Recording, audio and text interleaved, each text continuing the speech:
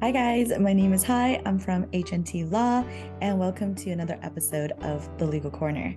So it's February already, which is, I know, crazy to think, but yeah. So when I was thinking about what to talk about for this episode, I was like, what does February mean to me, and what are some significant things that happen in February? And I don't know about you guys, but for me, February, all I can think about is Valentine's Day. So I was like, okay, what has to do with Valentine's? Maybe the whole theme of love. So like, oh, you know what? I'll talk about love letters. So for you guys, I'm sure you know what love letters are, but in the real estate world, love letters is a little bit different. So in the real estate world, love letters are letters that buyers would write, and they would submit these letters with their offer to the sellers. And in the love letters, they would talk about things like, who they are, why they love this house, and why their offer should be accepted. Essentially, these love letters are supposed to evoke emotions from the seller, evoke care or empathy or whatever it is, and make the sellers want to pick your offer. So when it comes to love letters, an interesting development in the legal world recently is that in Oregon, which is in the States, the legislative branch actually passed a ban that prohibits these love letters. So this ban largely came from the National Association of Realtors in Oregon, who criticized the use of these love letters.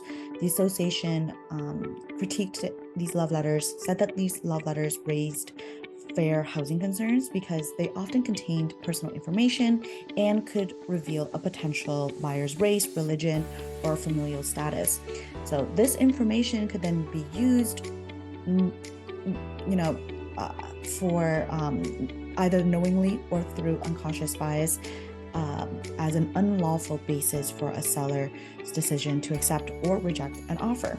So essentially, the association is arguing that this was against the Fair Housing Act, which they have in the States. So the Fair Housing Act prohibits any sort of discriminatory practices.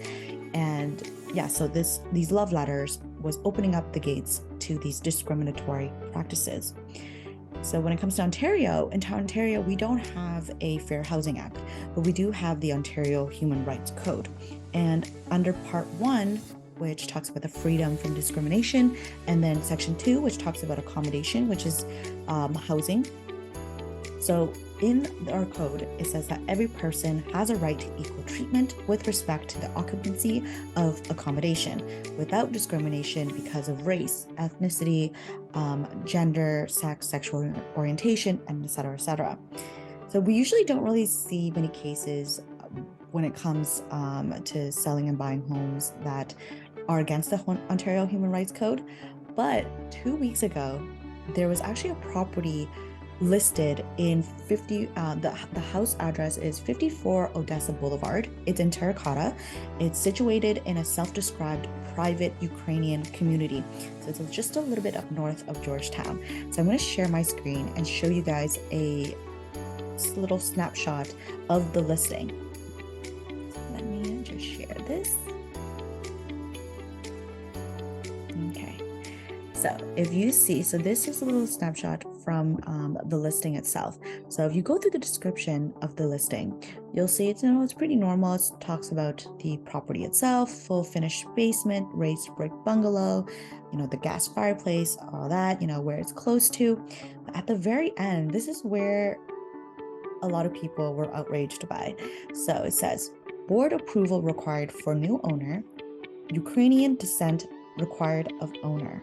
So this listing explicitly says that whoever wants to be the new owner, or if you're a buyer of this property, if you're not of Ukrainian descent, you're going to be rejected, right? So obviously, a lot of people saw this as completely against the Ontario Human Rights Code. The listing has now been taken down, so I'm not really sure what's going on with that, but I'm curious to know, what are your thoughts? Should sellers have the right, the freedom to contract? Should they have the right to sell their property to whoever it is that they want? I mean, technically their property, right? So, shouldn't they be allowed to sell their property to whoever it is that they want? Or do you think that this is completely against the Ontario Human Rights Code? And then also going back to the whole idea of love letters, do you think love letters are a good practice? Does it open up the gates to discriminatory practices, or is it just another way to beef up your offer and make your offer stand out?